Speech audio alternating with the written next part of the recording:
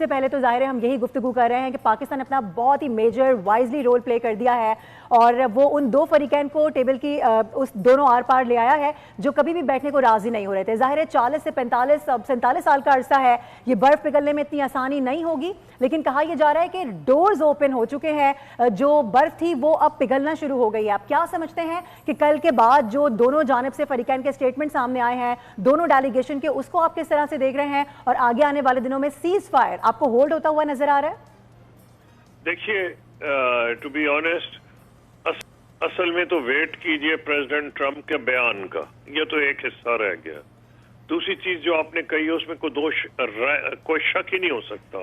یہ جو ہے جب سے شاہ اب ایران کو ہٹایا گیا ہے 1979 تو 47 سال ہو گئے ہیں. یہ راتوں رات مسائل تو حل ہونے ہی نہیں تھے. میکسیمم یہی ہو سکتا تھا کہ ان کی ملاقات ہو جاتی اور کسی فریم ورک پہ اگریمنٹ ہوتا. اب یہ جو ابھی تک انڈیکیشنز آ رہی ہیں اور یہ ایک آدھ دن لگے گا کہ جب تک مختلف لیکس یا سٹیٹمنٹس یا پاکستان کا فارن آفس کے اسپوکس مین, جب تک یہ نہیں بات آئے گی, ایک بات تو کلیئر ہوگی کہ ایرانیوں کی طرف سے کچھ ایریاز پہ اگریمنٹ تھا اور اسی طرح امریکن کے بیانات سے بھی یہ لگ رہا ہے کہ کچھ ایریاز پہ تھا. تو اتنا ایکسپیکٹ کرنا کہ کل ایک میٹنگ میں یا دو میں یہ حل ہو جائے گا, میں نہیں سمجھتا یہ پریکٹیکل سی بات تھی. لیکن جو پاکستان نے کمال کیا ہے اس کی اہمیت کو نہیں کسی صورت میں کم کیا جا سکتا. چین, امریکہ, سعودی عرب, ایران اور یہ ترکی, ایجپٹ, ان لوگوں کو ایک میز پہ لانا کو آسان کام نہیں ہے, بہت یہ مشکل کام تھا. اور پاکستان یہ کر دکھایا ہے کہ پاکستان کا فارن آفس, پاکستان کی حکومت, field marshal, prime minister, foreign minister اور جتنے بھی اس میں ہمارا فارن آفس, انہوں نے بہت محنت سے کام کیا ہے. اور میری ذاتی رائے یہ ہے کہ یہ ایک لینڈ مارک ہوگا. جب بھی جہاں بھی اگلا دور ہوگا اس میں بات وہیں سے آغاز ہوگی جہاں سے اسلام آباد میں ختم کی گئی تھی. تو قصوری صاحب, جو وینیو ہوگا وہ سمجھتے ہیں دوبارہ پاکستان ہو سکتا ہے یا پھر کوئی اور تھرڈ کنٹری بھی ہو سکتی ہے؟ دیکھیے, یہ ڈیپینڈ کرتا ہے کہ ایرانیوں کا کس پہ اعتبار ہے. میرا یہ خیال ہے کہ زیادہ چانسز یہ ہیں کہ اس کے بعد پاکستان ہی اس پروسیس کو کسی طریقے سے آگے بڑھائے گا. اس کی ایک اور بھی وجہ ہے, پاکستان کا ایک بڑا اسٹرانگ ویسٹڈ انٹرسٹ ہے اپنا. ہمارے کوئی 40 لاکھ کے قریب بندے گلف کے مختلف ممالک میں روزگار کے لیے گئے ہوئے ہیں. پھر جو تیل کی پرائسز ہیں ڈائریکٹ پاکستان میں اس کا امپیکٹ ہوتا ہے.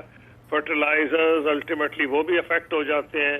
تو ہمارا تو ایگریکلچرل کنٹری ہے, ہماری معیشت جو ہے زرعی معیشت ہے, تو ہمارا تو بڑا اسٹرانگ انٹرسٹ. ہم چھوڑیں گے تو نہیں, یہ تو سوال ہی پیدا نہیں ہوتا کہ گورنمنٹ آف پاکستان اس لیول پہ پہنچ کے اپنے ہاتھ اٹھا لے گی. وہ کہاں ہوگی یہ میں نہیں آپ کو اس وقت کہہ سکتا, لیکن اگر یہ سمجھا جائے کہ وہاں ہوگی جہاں دونوں کو کانفیڈنس ہو, تو مجھے تو بہت زیادہ کیپٹلز ایسے نظر نہیں آ رہے جہاں دونوں امریکہ اور یونائٹڈ اسٹیٹس کو اعتبار ہوگا برابر کا بھروسہ. اس لیے میں سمجھتا ہوں اسلام آباد کی آئندہ بات چیت جو ہوگی اس میں ایک رول بہرحال رہے گا. ٹھیک. قصوری صاحب, جیسے آپ نے کہا کہ کوششیں تو جاری رہیں گی یقیناً پاکستان کی کہ اگلا جو ٹیبل ٹاک ہو وہ بھی پاکستان اس کو ہوسٹ کرے, لیکن مذاکرات کسی نتیجے پر بھی نہیں پہنچے. مذاکرات ختم ہونے کے حوالے سے بھی دونوں فریقین نے کوئی واضح اسٹیٹمنٹ نہیں دیا. کیا سمجھتے ہیں اگلا مذاکرات کا لاہ عمل کیا ہو سکتا ہے؟ یہ میں نے آپ کو شروع میں ہی کہہ دیا تھا, میرا پہلا اسٹیٹمنٹ تھا انتظار کیجئے پریزیڈنٹ ٹرمپ کیا کہیں گے, کیونکہ آئندہ جنگ ہونی ہے یا نہیں یہ کسی لاجیکل بیسس پہ نہیں ہوگا. آگے جو جنگ ہے اس کا کوئی اینڈ گیم نہیں تھا, کوئی وجہ نہیں تھی کہ یہ جنگ ہوتی. اب یہ امریکہ میں عام طور پر کہا جا رہا ہے کہ یہ ہماری جنگ نہیں, یہ اسرائیل کی جنگ ہے. اور تو اور ریپبلکن رائٹ بھی یہ کہہ رہا ہے, اور تو اور جو ماگا موومنٹ کا بیس ہے کارلسن ٹکر اس قسم کے اور لوگ, اور ان کے جو وہ جو استعفیٰ بھی دے گئے تھے ان کے सिक्योरिटी के बड़े कलीदी किरदार था उनका। ये सब लोग, ये बात अब वाज़ेह है कि जो मागा मूवमेंट है जिसने प्रेसिडेंट ट्रम्प को इलेक्ट कराया था वो खुद इसके खिलाफ, और तो और यहूदी खिलाफ हो गए। जो चाइना, जो सबसे बड़ी मुसीबत लॉन्ग टर्म नहीं शॉर्ट टर्म में पड़ेगी और मीडियम टर्म में इसराइल को, वो ये है कि उसको सपोर्ट होती थी अमेरिकन जोरी की। अमेरिका के यहूदियों की अक्सरियत और नौजवानों की भारी अक्सरियत यहूदियों की अमेरिका के इस पॉलिसी के खिलाफ हो गई है और प्रेसिडेंट ट्रम्प के भी खिलाफ हो गई। वो समझते हैं कि इस पॉलिसी सारी दुनिया में यहूदियों के खिलाफ प्रोपेगेंडा होता है और ये जो जुल्म और जेनोसाइड हो रहे हैं उनके खाते में पड़ रहे हैं, इसलिए वो नेतन्याहू पे भी अटैक कर रहे हैं।